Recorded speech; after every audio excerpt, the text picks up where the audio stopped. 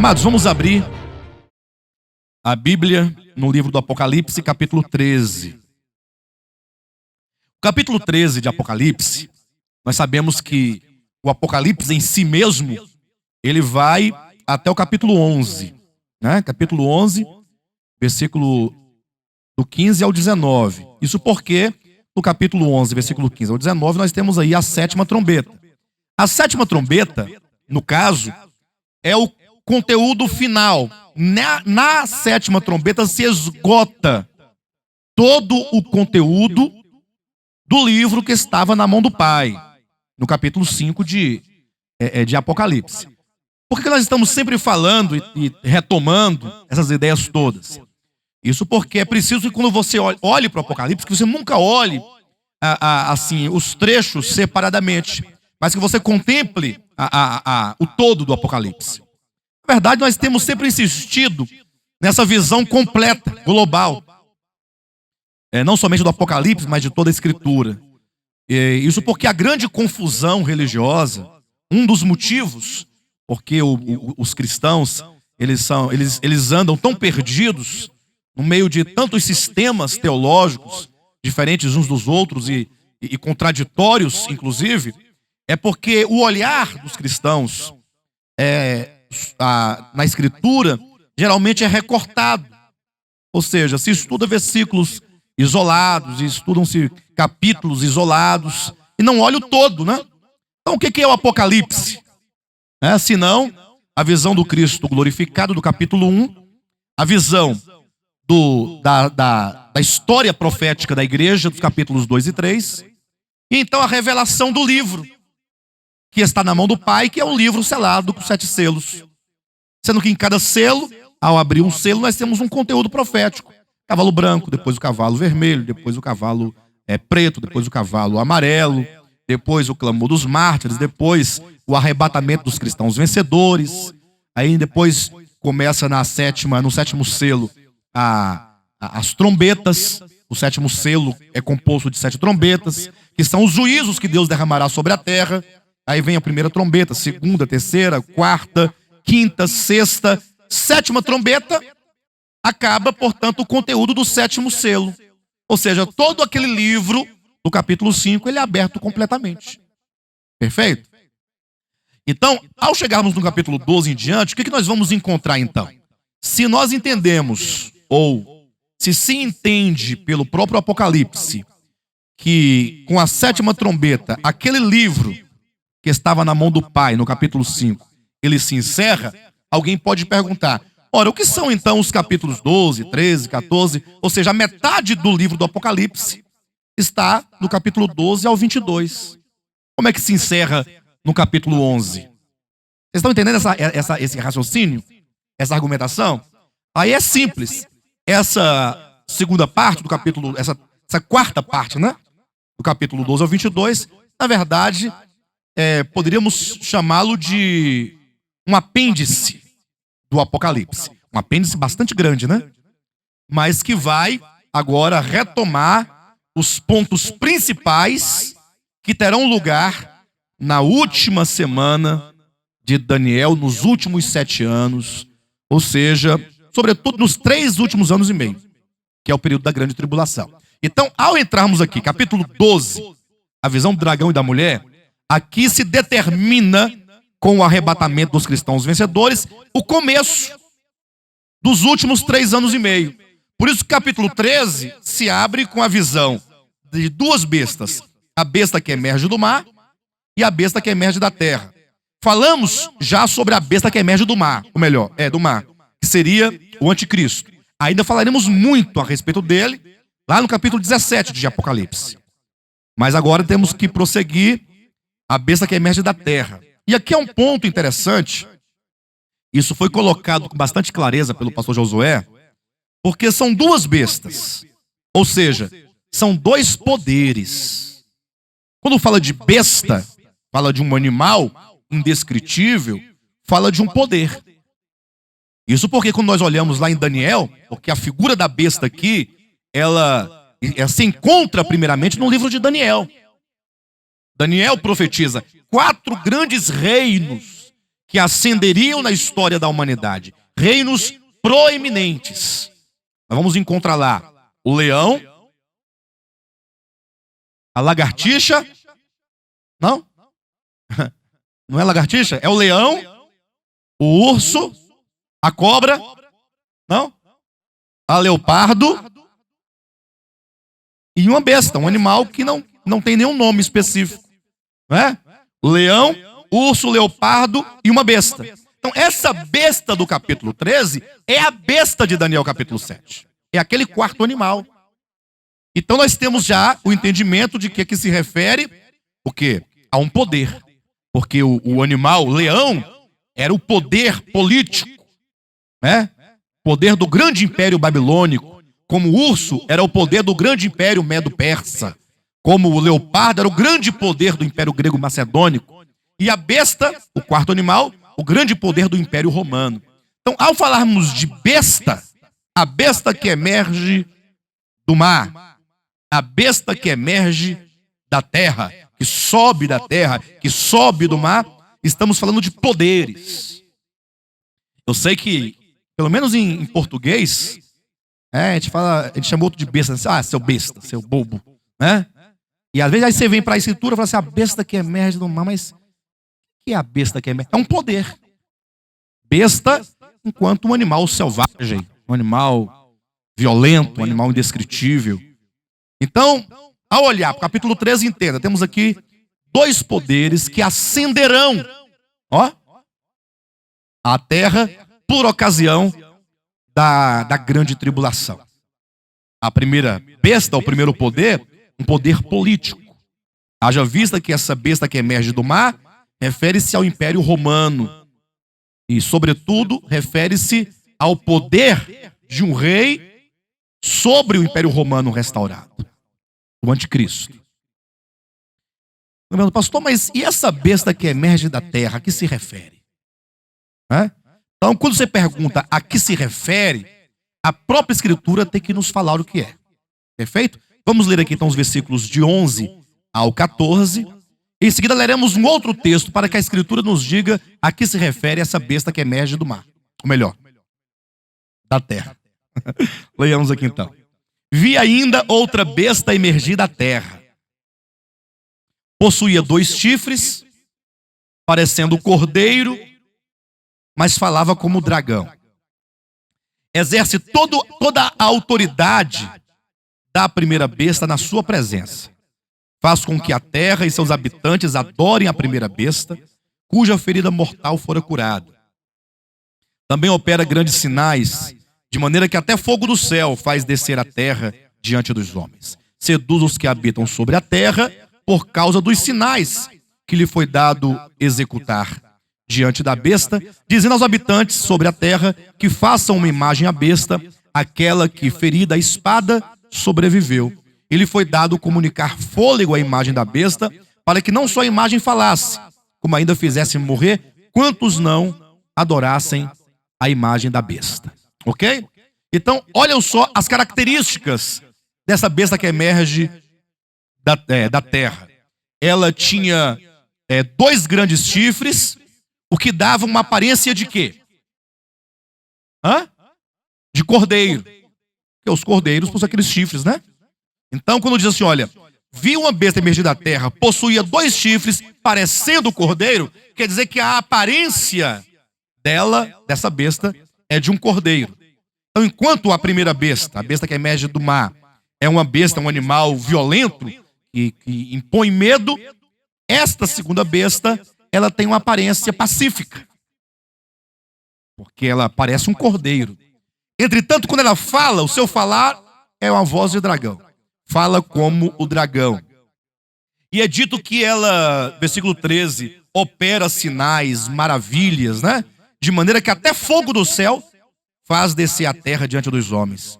E ela seduz os que habitam sobre a terra por causa dos sinais que lhe foi dado executar diante da besta. Então, esse poder, nós já percebemos, é um poder o quê? De caráter religioso. Porque ela vem com uma mensagem, um falar, e operando sinais e prodígios, e operando maravilhas, a fim de seduzir. Essa é a palavra-chave. nesse texto. Seduziu os que habitam sobre a terra, para que, crendo naquilo que ela diz, venham a adorar, as pessoas venham a adorar a besta que emerge da terra. Agora veja só o texto de Apocalipse capítulo 19. Abra sua Bíblia aí. Apocalipse 19, versículo 19 e 20. Diz assim, olha: e vi a besta e os reis da terra com seus exércitos, congregados para pelejarem contra aquele que estava montado no cavalo e contra o seu exército. Mas a besta foi aprisionada, e com ela o falso profeta, que com seus sinais feitos diante dela, seduziu aqueles que receberam a marca da besta e eram os adoradores de sua imagem. Então olha que coisa interessante. Aqui no versículo 20 do capítulo 19, é dito que a besta, no caso aqui, a besta que emerge do mar, que é o anticristo, ela foi aprisionada, e com ela foi também aprisionado o falso profeta.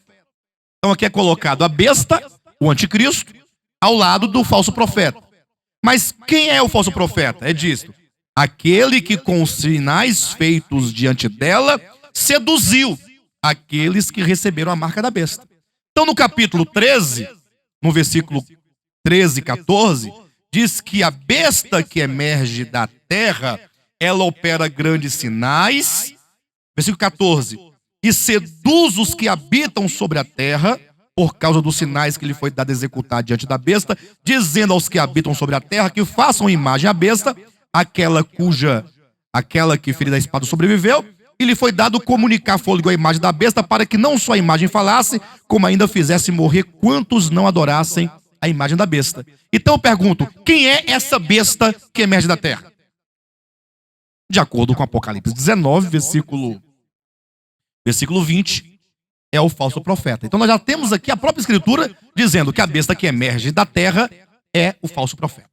É um poder religioso. Temos aqui então o poder político, a besta que emerge da terra. O poder religioso, a besta que emerge, ou melhor, é tanta coisa, tanta besta, né? Acaba ficando abestado todos nós, né? O poder político, a besta que emerge do mar. E o poder religioso, a besta que emerge da terra. E aí, não tem como fugir dos questionamentos, né? Porque quando se fala da besta, do anticristo, do falso profeta, sempre há aquela curiosidade de querer saber quem é a besta e quem é o falso profeta. Querer identificar, dar o nome. E, embora a Bíblia nos fale alguma coisa nesse sentido, temos que tomar cuidado para que nós não venhamos nos perder na mera curiosidade e venhamos a perder a revelação no que diz respeito ao ministério da besta, ao ministério do anticristo, aquilo que significa, aquilo que ele faz, o que eles fazem, como nós podemos identificar esse ministério nos dias de hoje, que é o que há de mais importante. Por todos os efeitos, o Apocalipse coloca aqui no capítulo 13 duas bestas e coloca uma saindo da terra, outra do mar. Portanto, o mar e a terra aqui estão em oposição um ao outro. Quando diz vi emergir do mar, esse mar se entende de duas maneiras: num aspecto literal e no aspecto simbólico. Qual é o aspecto literal? Uma besta que emerge do mar. É possível que esse mar seja literal? Hã? Sim, acabei de falar. O mar se entende em dois sentidos. O primeiro é o sentido literal. Por que o sentido literal? Nós vimos que com o arrebatamento dos cristãos vencedores, que ali é o filho varão no capítulo 12, o dragão foi lançado para a terra, cheio de grande cólera, sabendo que pouco tempo lhe resta, e a quem foi dada a chave do poço do abismo.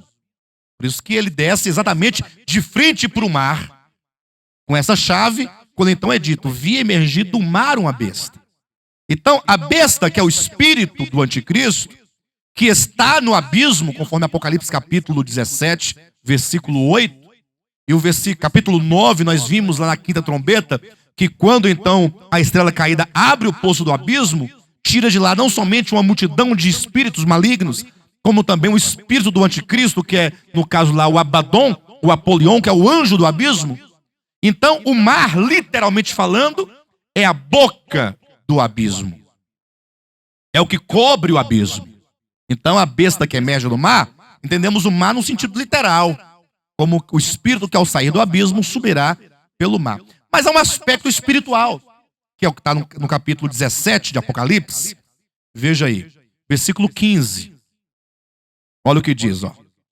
Falou-me ainda, as águas que viste, onde a meretriz está assentada, são povos, multidões, nações e línguas. Então, o Apocalipse vai colocar aqui as águas, né? O grande mar, como sendo símbolo do mundo gentílico. São povos, são nações, são línguas. Então, o mar é um símbolo do mundo gentílico. Perfeito? Tanto é que, se você bem observar, para o planeta Terra, é maior a porção de água ou é maior a porção de terra? De água. Portanto, o mundo gentílico é enorme, digamos assim, por assim dizer, porque é composto de todas as nações da terra, exceto uma. Qual é a única nação que não faz parte do mundo gentílico? A nação de Israel. Os irmãos lembram como é que se deu essa questão do mundo gentílico, da nação de Israel, numa oposição uma à outra? Isso está lá em Gênesis capítulo 10, e capítulo 11 e capítulo 12. Vou colocar o capítulo 11 e 12, né? Vamos pensar, Deus criou o homem, Adão, que foi se multiplicando até que chegou no tempo de Noé. Já havia uma grande população sobre a terra.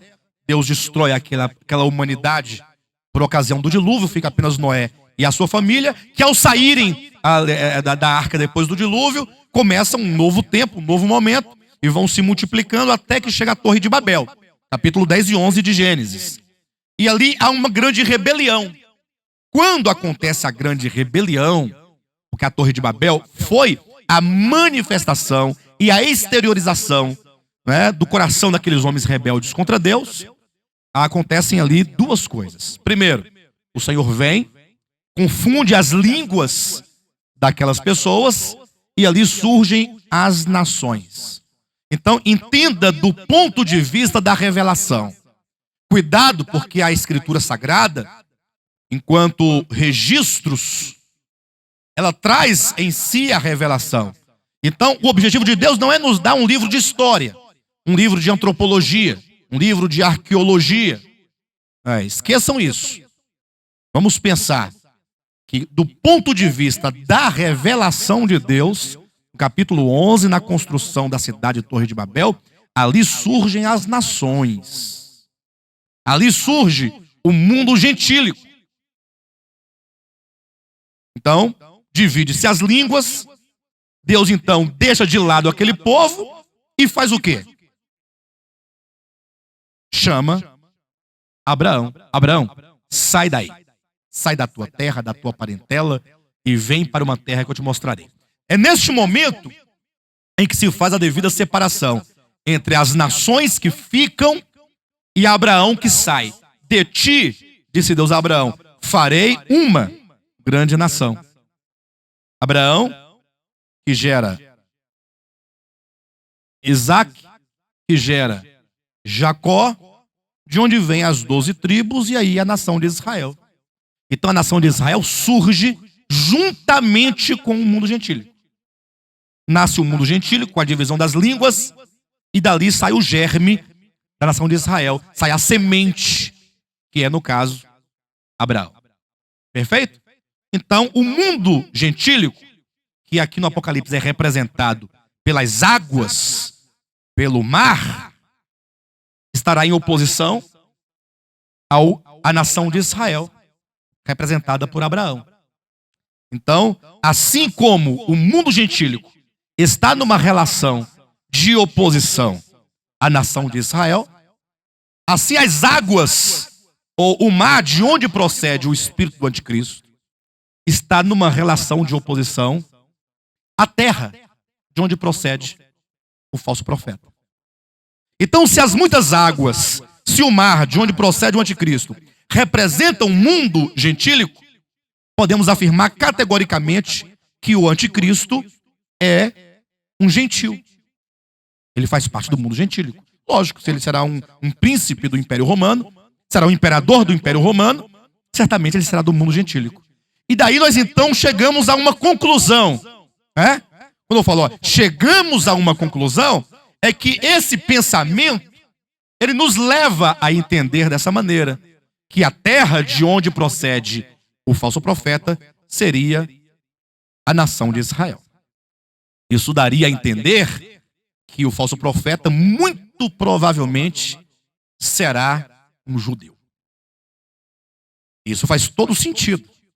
Faz todo sentido. Haja vista que, imagine só, o falso profeta sendo alguém cujas raízes procede de um povo que traz consigo a confiança de ser o oráculo de Deus. A nação de Israel é o povo escolhido para, como um vaso, conter a mensagem de Deus. Então agora vem o falso profeta como alguém que procede deste povo, com uma cultura milenar daqueles que foram separados e chamados para trazer uma mensagem de Deus. Bem, mas isso aí é o que menos interessa a nós. Se ele é judeu, se ele é gentil, se ele é brasileiro, isso aí não leva a lugar algum. Entendam isso. Mas nós conjecturamos dessa maneira para que o estudo fique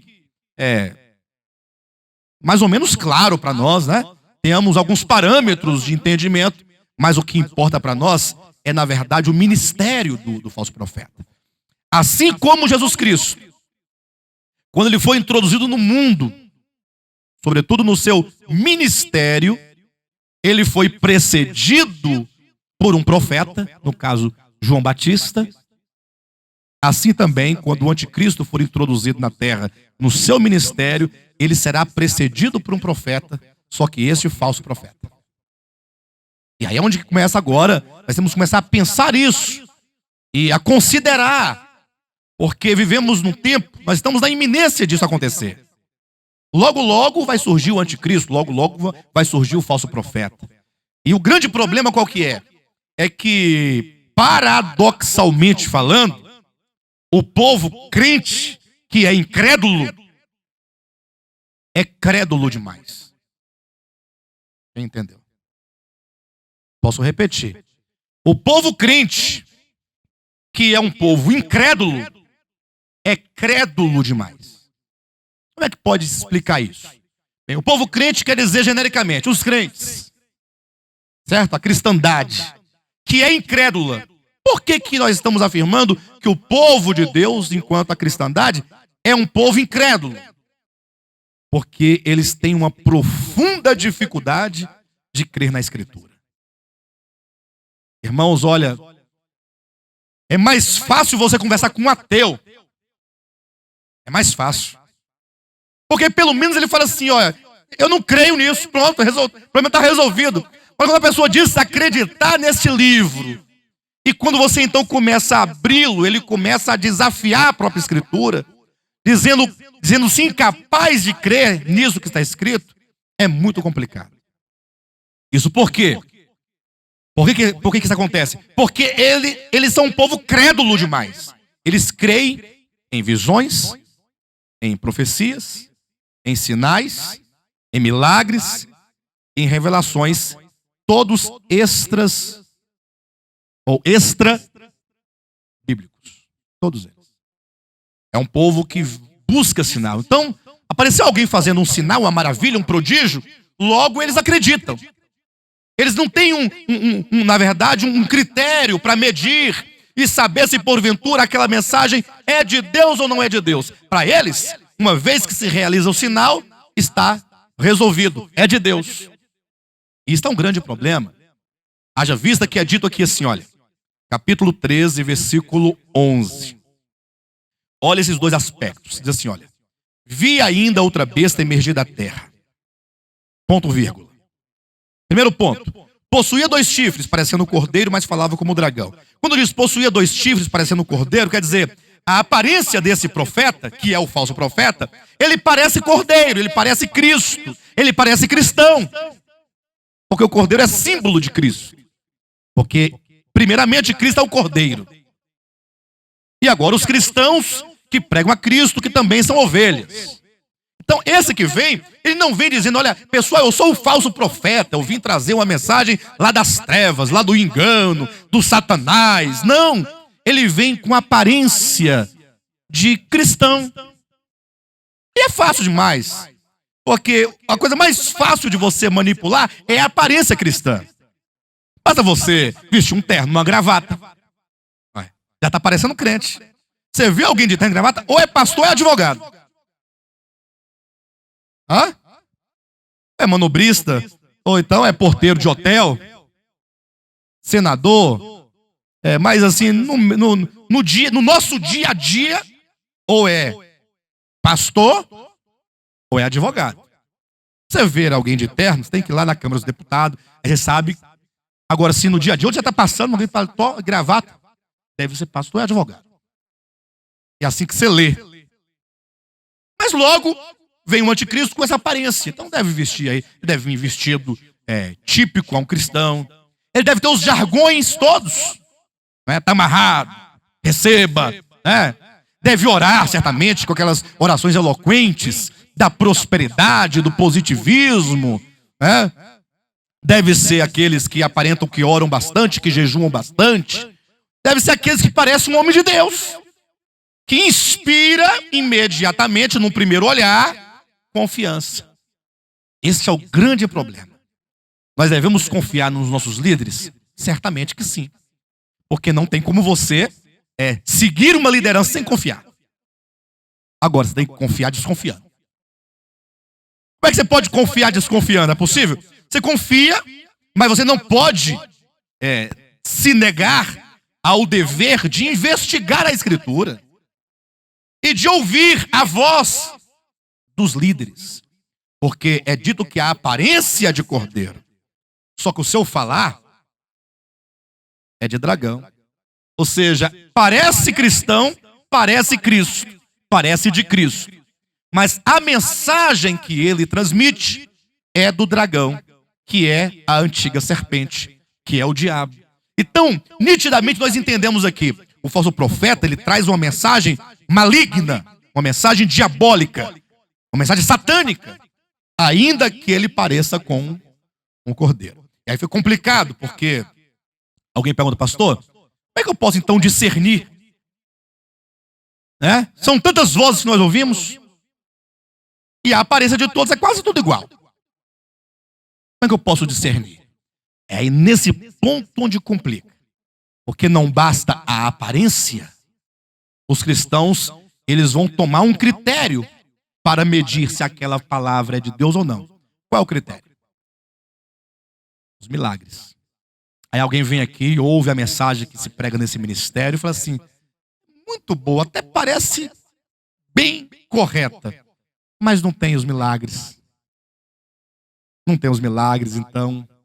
Agora, a pessoa vai a outro lugar, pode não ouvir nada com nada, mas se supostamente tem algum milagre, logo se dá o crédito. Eu gostaria de trazer uma explicação nesse sentido, palavra e milagre, para que os irmãos possam considerar isso à luz da Bíblia e possam eventualmente se libertar dessa tendência crédula de acreditar que o outro é de Deus tão somente porque houve ali um suposto milagre. Pastor, mas você sabe que os milagres são bíblicos, né? Jesus fez milagres. Os apóstolos também fizeram milagres. Então, o milagre não seria uma prova? Então, vamos fazer aqui um retrospecto rapidamente. Pense comigo. Nasceu lá um menino, lá em Belém, que foi criado em Nazaré. Todo mundo sabia da história. É o filho de José e Maria. Ou seja, dizem, né, as más línguas, que José sequer é pai dessa criança. E quem é o pai, então? Ah, pai, ninguém sabe não. Sei que a história que pareceu um anjo lá na casa de Maria. Ela estava sozinha, ó. Pensou? E o anjo ali falou umas palavras que o Espírito Santo ia gerar nela esse menino. E tu acredita que José acreditou? José caiu nessa. E agora esse menino cresce com essa fama de um menino, filho do Espírito Santo, que ninguém viu o Espírito Santo, ninguém viu o anjo. Só Maria que viu esse anjo. Para um pouquinho, se você estivesse lá na época, com essa história, o que você pensaria? Honesto, seja honesto. A casa caiu, José ficando doido. Pessoal, as coisas são sérias. Hoje é muito fácil você crer nisso, porque você tem a Escritura, a palavra de Deus aqui nessa Escritura, testifica disso. Aí você crê na palavra, não é? Mas para aquele povo, não. E o pior, o menino cresceu 1 ano, 2 anos, 3 anos, 5 anos, 10 anos, na rua com os outros colegas, com os meninos. Era uma criança normal, como qualquer outra, ou não? Viveu, cresceu, fazia os trabalhos domésticos, né? Enfim. Aos 30 anos, todos o conheciam naquela região, ele começa um ministério. Ele entra na sinagoga em Cafarnaum, lê lá a porção de Isaías, capítulo 61, salvo engano, quando é dito o texto profético sobre o Messias de Deus. O Espírito de Yahvé está sobre mim, pelo que me ungiu para. Aí Jesus lê essa porção de Isaías, na assembleia da sinagoga, e acaba de ler e fala, hoje se cumpriu essa palavra em mim. Então, ele apresentou-se como Messias. E agora? Nós sabemos que ele era o Messias. Assim nós cremos. Grande problema agora qual que é? É como o seu povo o vê. Ele tem uma mensagem ao mundo. E agora então, quando ele começa o seu ministério, ele sai da sinagoga, ele começa a realizar vários prodígios. Basta que você leia os evangelhos, e os evangelhos como um todo, eles são marcados por milagres, palavra, milagres, palavra. Eles faziam prodígio, ministravam a palavra. Faziam prodígio, ministravam a palavra. Pregava e curava. Curava e pregava. João, ele fez uma seleção de alguns milagres de Cristo, colocou no seu evangelho, e assim ele termina o seu evangelho dizendo, olha, Jesus fez muitos milagres, mas ele fez tantos milagres, que se eu fosse colocá-los todos num livro, aí ele vai usar aqui, certamente, né, uma figura de linguagem, uma hipérbole, ele vai dizer, nem no mundo inteiro caberiam os livros. Lógico que isso aqui é uma linguagem de exagero. Perfeito? Mas ele não quis dizer que não cabia no mundo inteiro.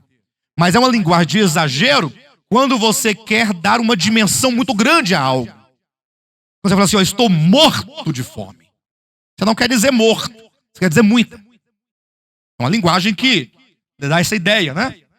Rapaz, olha, tinha 1000 pessoas. Você coloca um número grande para falar de um número que você não contou. Perfeito? Então, todo mundo. Então, João, ele usa essa expressão para dizer que Jesus fez muitos milagres. Ele diz, estes, todavia, registrados no seu evangelho, podemos até ampliar, os milagres que estão registrados nos evangelhos, que é apenas uma amostra de tudo que ele realizou, disse João, foram escritos para que creiais que Jesus é o Filho de Deus. Então, vejam, esse é o primeiro ponto. Vamos por etapa. Vamos pensar sistematicamente. Primeiro ponto. Por que Jesus realizou dezenas e dezenas de milagres? Ou centenas de milagres? Ele operou milagres como que o milagre fosse um testemunho. Como que o milagre viesse a ratificar, viesse a ratificar, confirmar, a palavra melhor viesse a confirmar a sua mensagem que ele era o Messias de Deus, ele era o Cristo de Deus, ele era o Filho de Deus. Então observe que no ministério de Cristo, a palavra de Cristo, ela carecia de um testemunho de um prodígio. É o que a Escritura diz. Estes foram escritos para que creiais, para que você creia. Uma vez você vendo, se ele fez todos esses prodígios, então certamente ele é o Filho de Deus. Perfeito? Esse é o primeiro ponto. Então imagine que agora ele foi crucificado. Ele foi morto. e ele foi sepultado. Ele foi morto à vista de todo mundo daquela região. Tanto é que o Calvário, o lugar onde ele foi crucificado, era um lugar onde tinha uma encruzilhada. Cruzavam-se dois caminhos em que vinham pessoas de vários lugares do mundo ali. Colocaram em 3 línguas sobre a cruz o fato de ele, Jesus o Nazareno, filho de Deus. Pense comigo nisso. Todos o viram morto. Tiraram-no da cruz, morto. Foi sepultado. Colocaram uma pedra no túmulo. Selaram o túmulo com o selo do governador. Tudo bem? Ok. Um dia, uma noite, 2 dias, 2 noites. Daqui a pouco começa um boato. Jesus ressuscitou. Começa uma conversa. Você ouviu dizer? Os discípulos falaram que viram. Maria foi lá e disse que o corpo não estava lá. Aí, novamente, aí apareceram anjos. Vai pensando comigo. Maria chega lá, cadê o corpo de Jesus? Não está. Então ele ressuscitou. Não, mas você não pode subentender isso. Quer dizer que porque o corpo não está, ele está vivo, ele ressuscitou? E se tiverem roubado o corpo dele? Não, mas calma. Eu vi 2 anjos que disseram para mim que ele estava vivo, ele ressuscitou dos mortos. Aí Pedro diz a mesma coisa, depois o outro diz, as mulheres falaram, todo mundo está vendo, e um grupo de pessoas, seus discípulos, o viram ressuscitado, mas e o povo o viu ressuscitado? Todo o povo? E aí começa aquele boato dizendo, os discípulos roubaram o corpo dele, deram fim no seu corpo, e agora estão aí com uma grande mentira, dizendo que ele ressuscitou. Imagina. De modo, disseram as autoridades, que esse segundo embuste, essa segunda mentira, agora será pior que a primeira. Qual que era a primeira? Que ele era o Filho de Deus. Qual que era a segunda? Que agora ele está ressuscitado, está vivo. Aí eu pergunto agora os discípulos saindo, povo, Jesus ressuscitou. E o povo olhar assim e falar, pai, vocês não têm vergonha de falar isso? Não. Vocês não têm vergonha de falar uma bobagem dessa? Não, imagine você naquela época. Eu coloquei vocês para pensar no nascimento, agora pense agora na morte e ressurreição. Você acreditaria? Fala honestamente. Agora, Jesus apareceu aos discípulos e falou o seguinte para os apóstolos, olha, vocês agora devem ir ao mundo inteiro anunciar esta mensagem. Que eu morri crucificado pelos pecados dos homens, mas que eu ressuscitei e que eu estou vivo.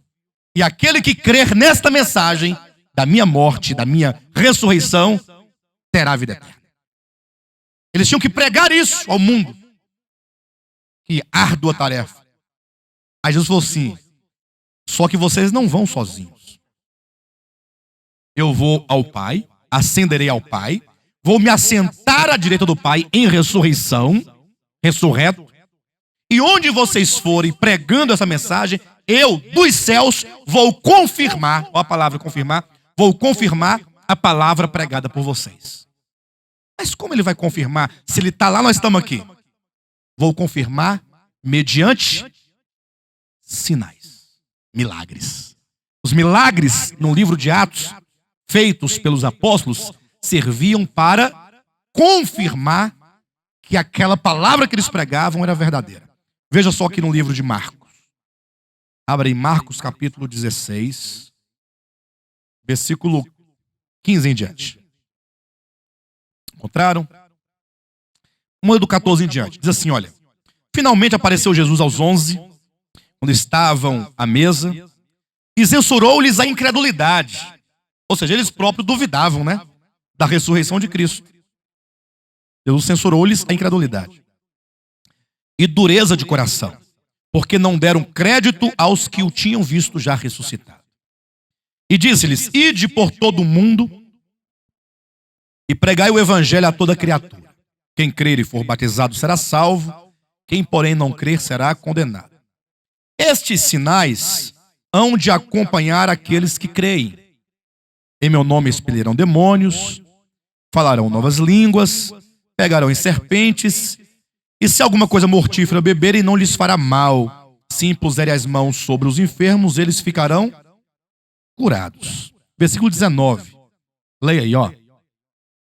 De fato, de fato, o Senhor Jesus, depois de lhes ter falado, foi recebido no céu e assentou-se à destra de Deus. E eles? E eles? Tendo partido. Partido para onde, irmãos? Partido para onde? Olha a ordem no versículo 16. Ou melhor, versículo 15. Ide por todo o mundo e pregai. Então, tão logo o Senhor ascender aos céus, eles partem. Certo? Tendo eles partido, pregaram em toda parte, cooperando com eles o Senhor e confirmando a palavra por meio de sinais que se seguiam. Os sinais seguiam, acompanhavam os apóstolos onde quer que eles iam pregando a palavra, como meio de confirmação da palavra por eles pregada. Esse é o segundo ponto. Qual é o segundo ponto?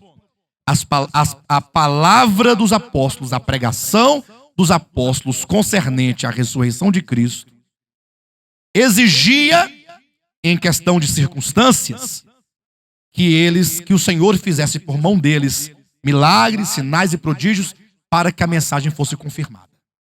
Então, no primeiro momento, Jesus faz milagres para que a sua mensagem, quanto ao fato de ele ser o Messias de Deus, fosse confirmada.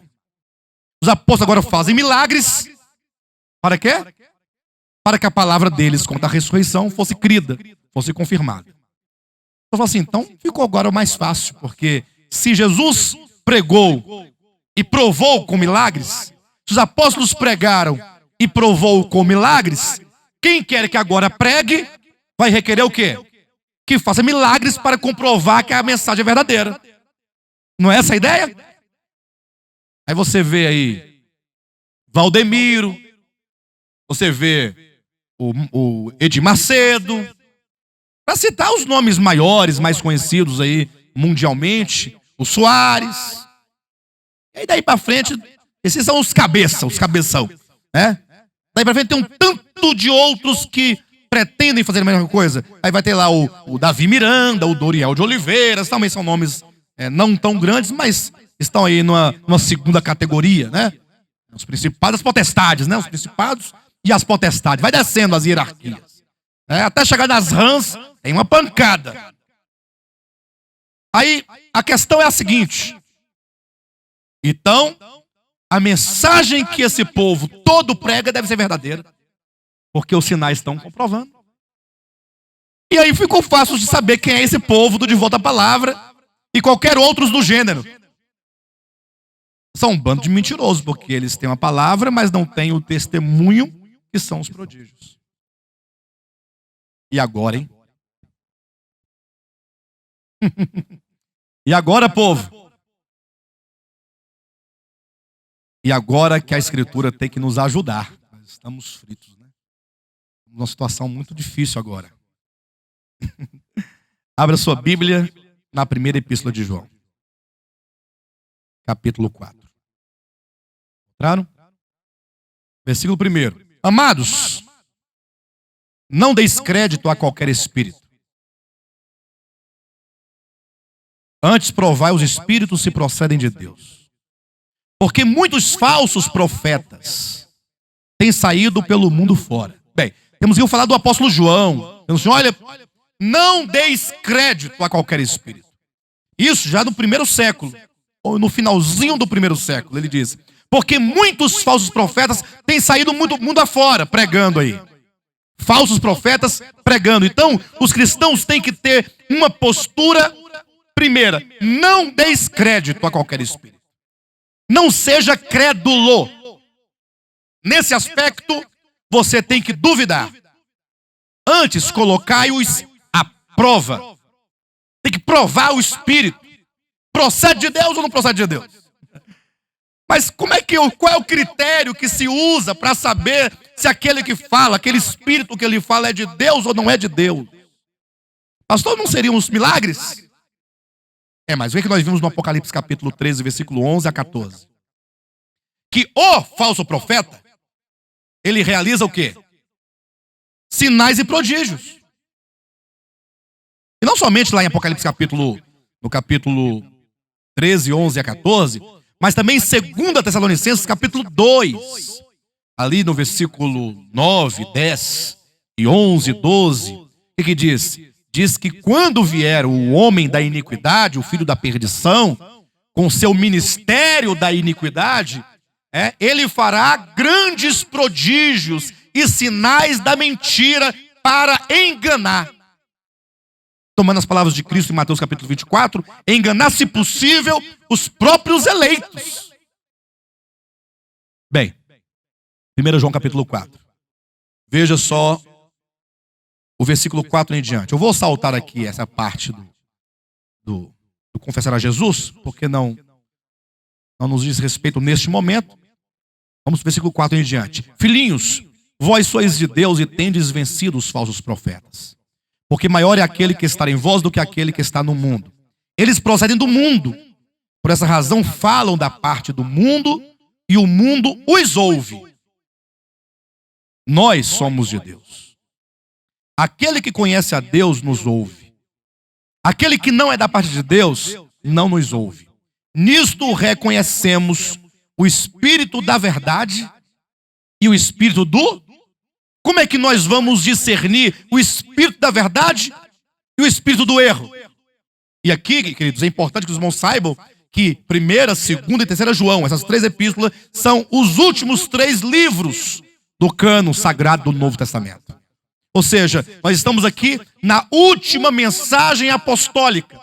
Nesse momento em que se foi escrito esse livro, até o Apocalipse já tinha sido escrito. Ou seja, os apóstolos de Cristo nos legaram a palavra escrita, a escritura neotestamentária, Mateus, Marcos, Lucas, João, Atos, Romanos, Coríntios, Efésios e assim sucessivamente. Agora João está aqui no finalzinho do 1º século, diante de uma experiência terrível, porque muitos falsos profetas estavam saindo aí, mundo afora, indo em nome de Jesus, dizendo-se ser profeta de Jesus Cristo, falando acerca dele, realizando sinais e prodígios e maravilhas. E aí João fala o seguinte, olha, diante desse quadro, só tem uma maneira de você discernir o espírito da verdade do espírito do erro. Como assim? Como é que nós podemos discernir? Bem, aqueles que nos ouvem a quem? Ouvem os apóstolos do Cordeiro. Porque se os irmãos bem perceberem, olha aí, no capítulo 1 de 1 João, é colocado assim, olha. O que era desde o princípio, que temos ouvido, que temos visto com os nossos próprios olhos, o que contemplamos e as nossas mãos apalparam com respeito ao verbo da vida, e a vida se manifestou e nós a temos visto e dela damos testemunho e anunciamos a vida eterna, a qual estava com o Pai e nos foi manifestada. O que temos visto e ouvido anunciamos também a vós outros, para que vós igualmente mantenhais comunhão conosco. Então ele diz, olha, nós vimos a vida. Nós quem?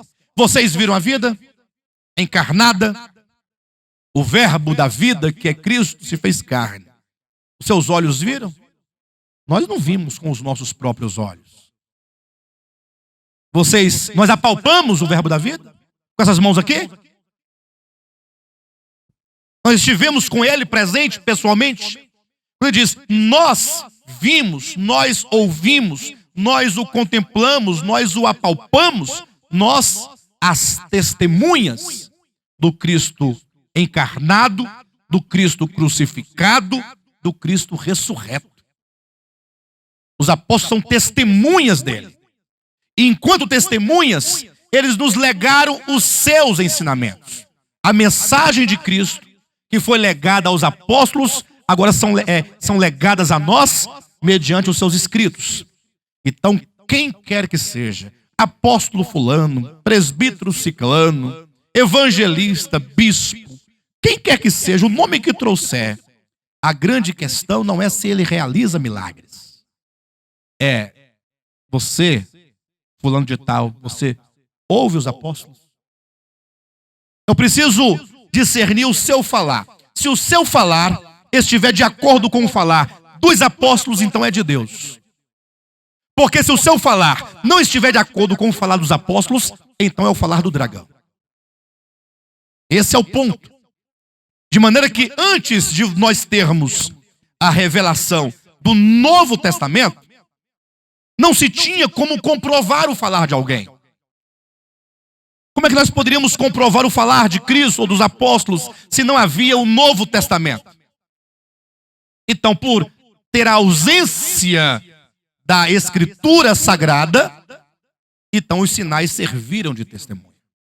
Mas uma vez que a palavra já está escrita, você já tem em mãos essa verdade revelada nos 27 livros do Novo Testamento, então agora não se comprova a palavra pelos sinais, mas se comprova a palavra pela palavra. Então podemos resumir da seguinte maneira: outrora, porque não havia a palavra escrita, os sinais confirmavam a palavra falada.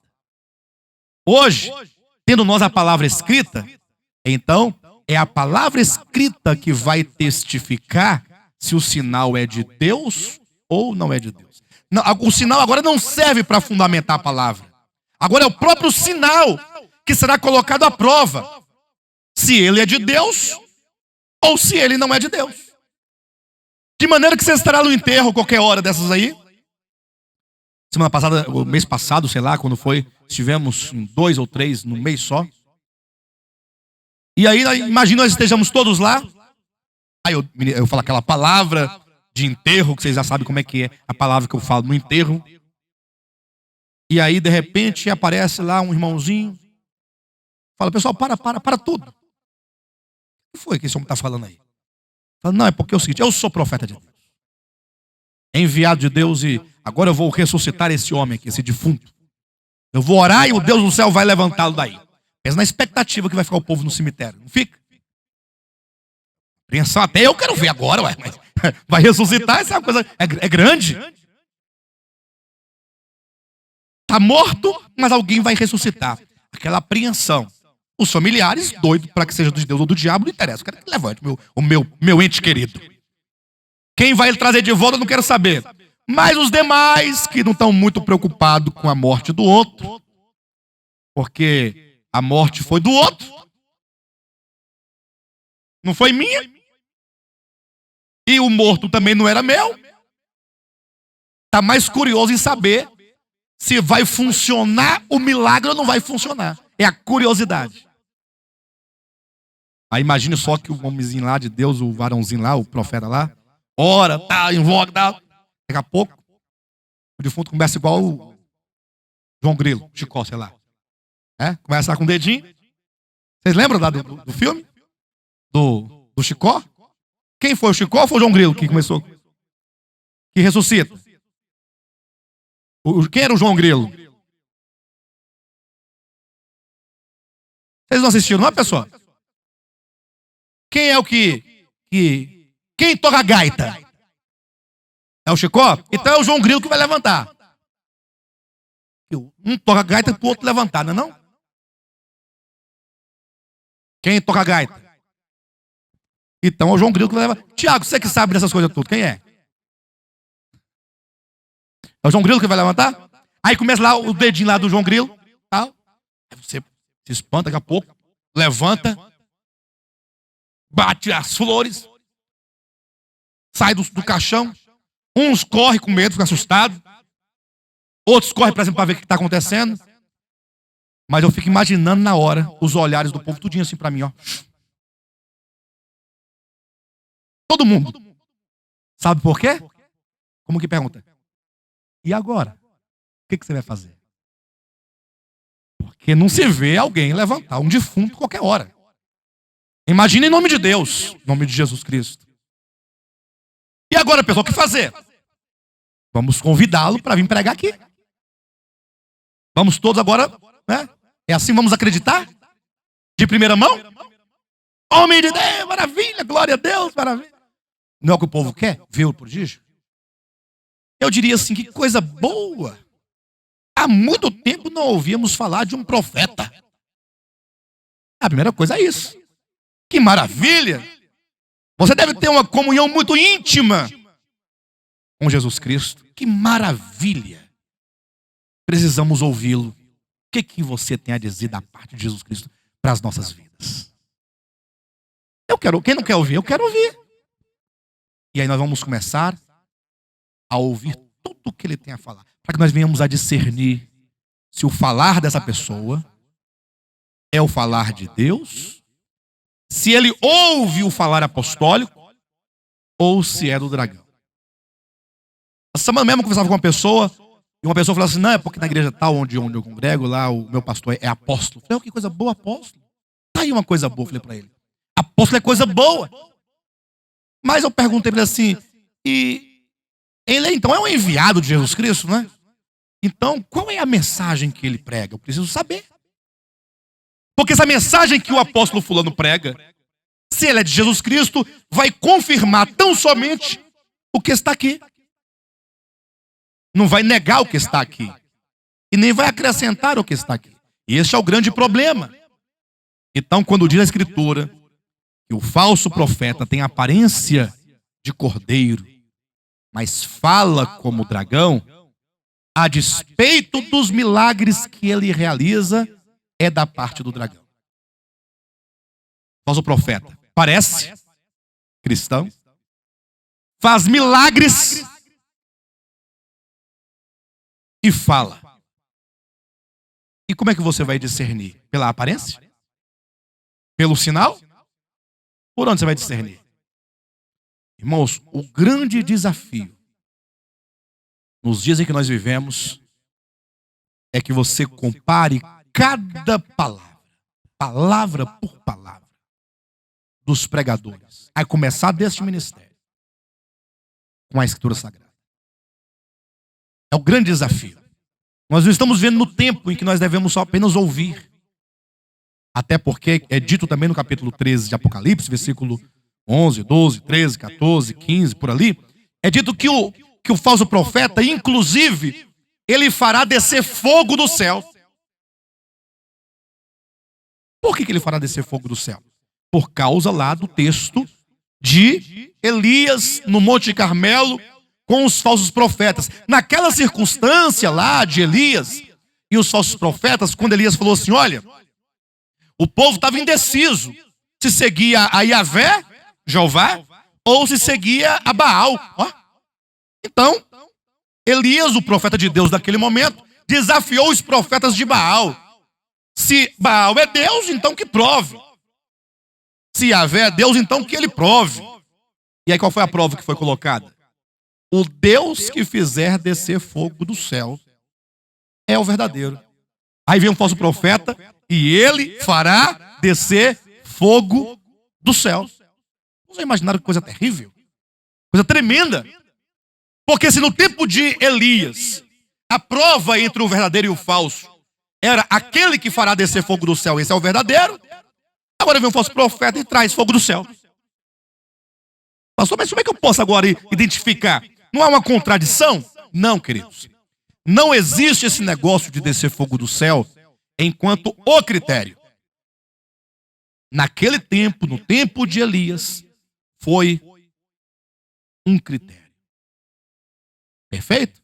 Mas não se estabelece que sempre que alguém fazer descer fogo do céu será de Deus. Naquela circunstância, Elias que tinha comunhão com Deus, porque ele falava, eu falo na face de Deus para vocês. Ele estava constantemente contemplando a Deus. Ele tinha plena convicção de que Deus não permitiria, naquela circunstância, que os demônios fizessem descer fogo. Porque podiam ou não os demônios fazerem descer fogo do céu? Podia, ué. Mas naquela circunstância, Elias tinha plena convicção que Deus não permitiria. Assim como ele tinha plena convicção que Deus faria descer. Mas fora daquela circunstância, nada prova ou comprova que o fato de se descer fogo do céu é prova de que Deus está naquele lugar. A grande prova é o próprio texto de Apocalipse que diz que o falso profeta, ele fará descer. fogo do céu. Diante dos homens para enganar. Então, o ministério do falso profeta é o ministério em prol da besta, em prol do anticristo. O anticristo é a consumação final de um projeto maligno que começou lá na eternidade passada. Sabemos que toda a história do mal, ela remonta e tem suas raízes lançadas na queda de Lúcifer. De lá para cá, vem sendo feito todo um trabalho de oposição a Deus que vai se consumar, o grande e último engano, no homem da iniquidade, o filho da perdição. Assim como em Cristo, homem, enquanto em Jesus Cristo, homem, se consuma o propósito de Deus o Pai, assim também no anticristo, homem, se consuma o projeto de Satanás contra Deus. Jesus Cristo, homem. Anticristo, homem. Nesses dois homens se consuma o propósito de um e de outro. Então, o anticristo, enquanto essa consumação final, ele será precedido pelo ministério do engano, pelo ministério profético do engano, que por meio de seus sinais e prodígios e milagres sairá a seduzir os habitantes da terra para que eles então adorem a besta. Isso porque o que Satanás sempre quis desde o princípio é que os homens o adorem. Lembra do deserto da tentação? O próprio Satanás fala para Cristo: tu prostrado me adorares. Então sempre Satanás ele requereu para si a adoração. É por isso que os homens resistem tanto a adorar a Deus. E é por isso que os homens se colocam inconscientemente muitas vezes como aquele que deve ser adorado. Quando você requer para você a atenção, o respeito, a honra, a dignidade, tudo é para você. Ainda que você não dê para os outros, mas para você sempre quer. É uma natureza caída, de um eu caído, de um ego que requer para si a adoração. E aí isso luta contra a adoração a Deus. Nós deixamos de adorar a Deus porque estamos cansados. Nós deixamos de adorar a Deus porque estamos revoltados, porque estamos magoados, porque estamos decepcionados. É ou não é? A pessoa está lá, serve a Deus a vida toda, larga, não quer mais servir a Deus. Não, mas por quê? Não, eu estou decepcionado com a igreja. O que tem a ver uma coisa com a outra? É um ego que não pode ser machucado e que se recusa a adorar o eterno em razão dos seus problemas de alma. Diga, meu querido, por gentileza, você levantou a mão? Ah, não, esse quando fala que o mundo os ouve, não quer dizer ouvir. Com esse ouvido aqui, ó.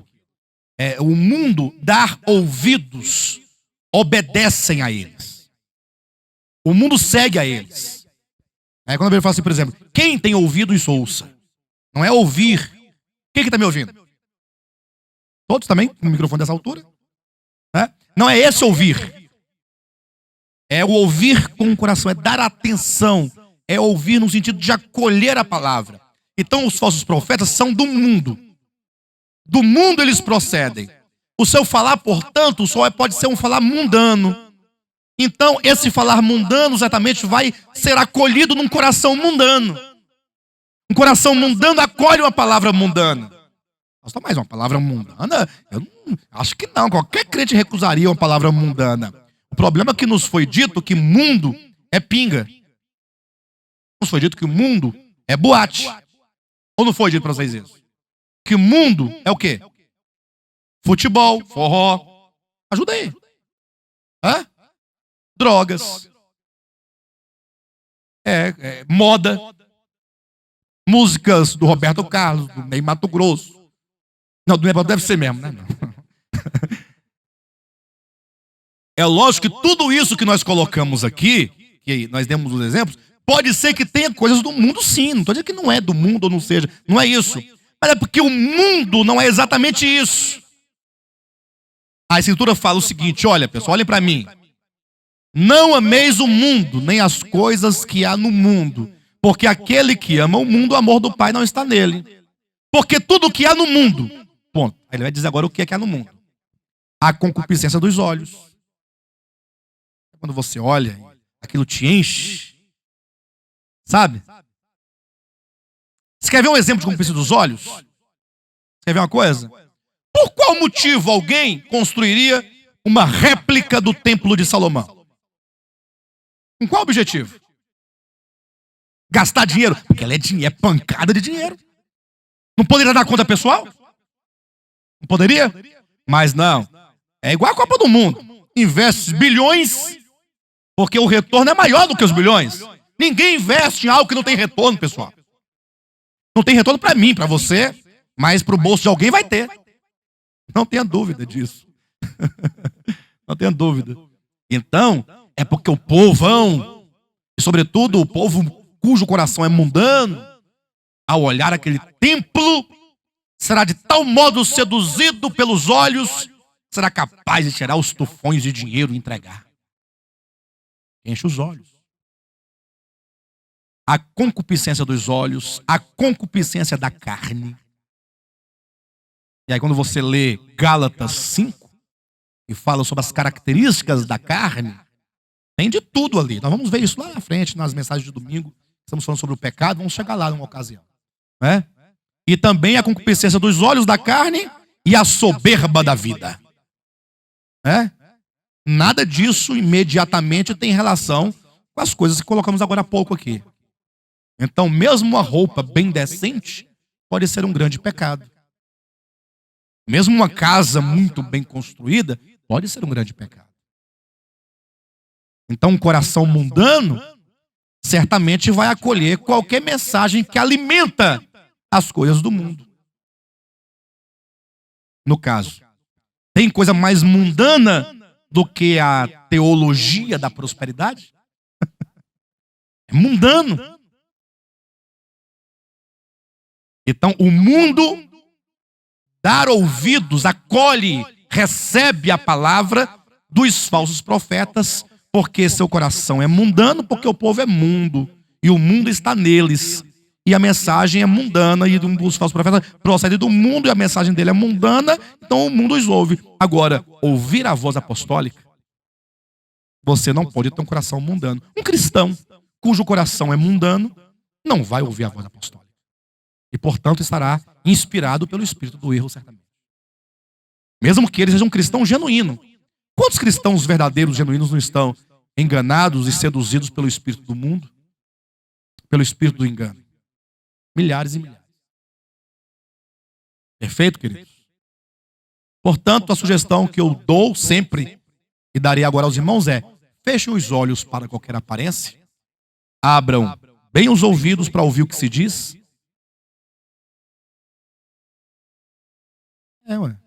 Isso mesmo, né? A vida toda. Até hoje. Até um tempo. Não, entendi. Meu marido falou assim: não, eu mesmo vivi a vida toda aí no espírito do engano. Não, eu também. Todos nós aqui. O Senhor um dia vai mostrando. Agora, aqueles cristãos genuínos, cujos corações ainda são mundanos, mas ele deseja pelo Senhor, ele tem uma sinceridade, o Senhor certamente vai iluminá-lo, e ele então se libertará daquele espírito mundano e vai seguir a verdade. Tenham certeza disso. Tá bom?